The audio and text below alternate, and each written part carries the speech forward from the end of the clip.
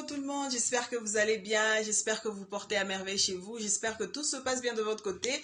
Là aujourd'hui je suis encore ravie de vous retrouver justement avec le même sujet. Ça c'est la deuxième partie. La première partie justement, on a parlé justement comment retrouver la joie de vivre lorsqu'on est orphelin. Ça c'est la première partie, et là c'est la deuxième partie, toujours le même sujet justement. Sans pour autant tarder, je vais me présenter. Je suis Lise Kenge, je suis coach de la vie quotidienne, je suis dans la couture, dans l'art et dans tant d'autres choses que vous aurez à découvrir à la langue. Ce que j'aimerais bien dire, c'est quoi? C'est que comment retrouver la joie? Comment retrouver la joie de vivre? Comment retrouver comment je vais dire, cette gaieté, malgré les circonstances de la vie justement, malgré tout ce qui peut créer en nous un certain désespoir, un certain déséquilibre justement. Il y a beaucoup de gens qui sont orphelins, et lorsque on leur parle, on leur dit des mots blessants, lorsqu'on on les insulte, lorsqu'on leur dit que c'est à cause d'eux que leurs parents est décédé, c'est à cause d'eux, c'est à cause d'eux, c'était les fautifs, si ils ont perdu un être cher, leur père ou leur mère, c'est à cause d'eux justement. Et c'est comme ça qu'aujourd'hui on trouve beaucoup des enfants sans abri dans les rues, on trouve beaucoup des orphelins qui se retrouvent dans les rues. Pourquoi? Parce qu'ils n'ont plus où aller.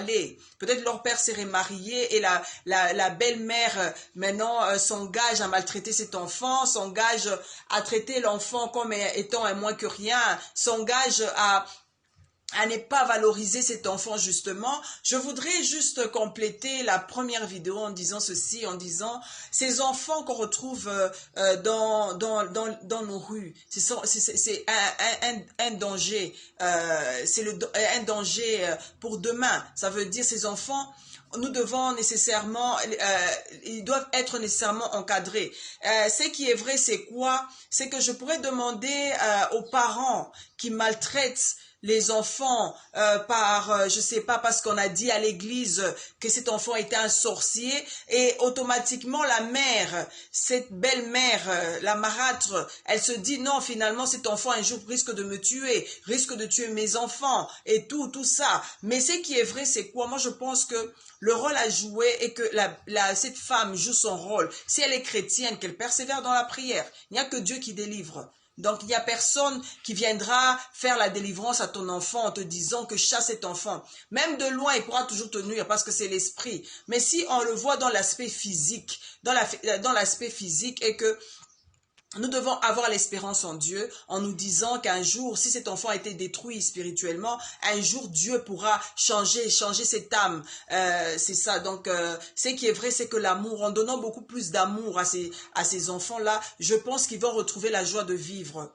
Et toi aussi qui es orphelin ou orpheline, tu te retrouves jeune fille, belle comme tu es, même si on te dit que tu es moche, que tu n'as pas d'avenir, on te dit que on voit même pas ton utilité sur ces terres. Mais ce qui est vrai, c'est quoi? C'est que ne te lance pas dans la prostitution. Cela ne sert à rien, tu vas détruire ta vie. Ne te suicide pas, tu vas détruire ta vie pour rien. Ce qui est vrai, c'est que attache-toi plus au Seigneur, afin que tu puisses un jour récolter les fruits de ce que tu es en train de s'aimer. Toi, continue à aimer, continue à donner cet amour, continue à manifester l'amour envers ces gens qui ne t'aiment pas pour rien, parce que toi tu n'as rien fait de mal pour que ces gens-là te détestent.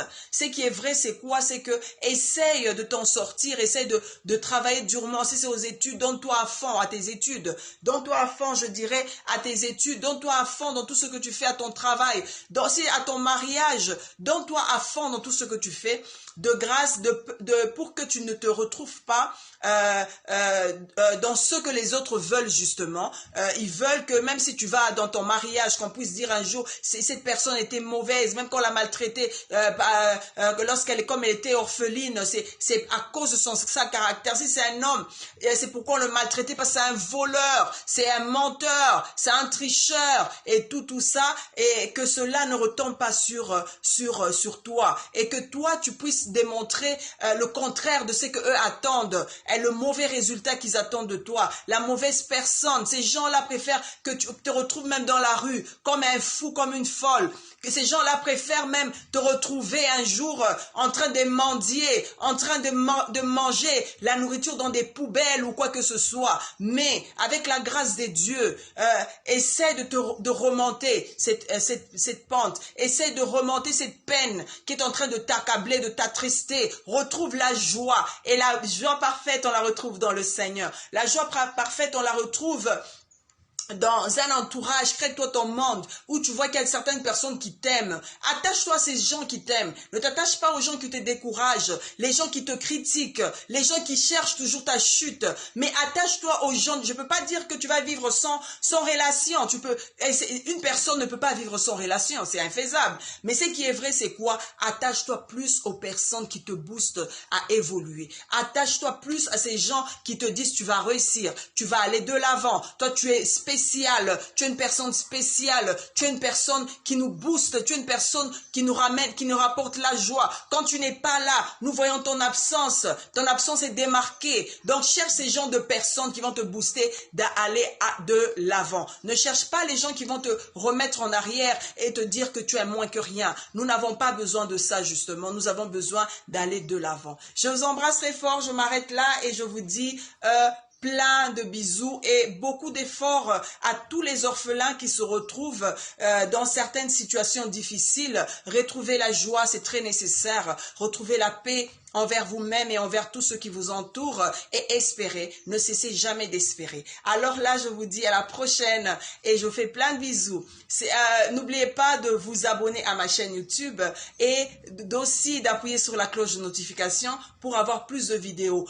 Et surtout, n'oubliez pas de partager la vidéo et n'oubliez pas de commenter. Je vous embrasse très fort et je vous aime beaucoup. Je vous dis à la prochaine. Bisous, bisous.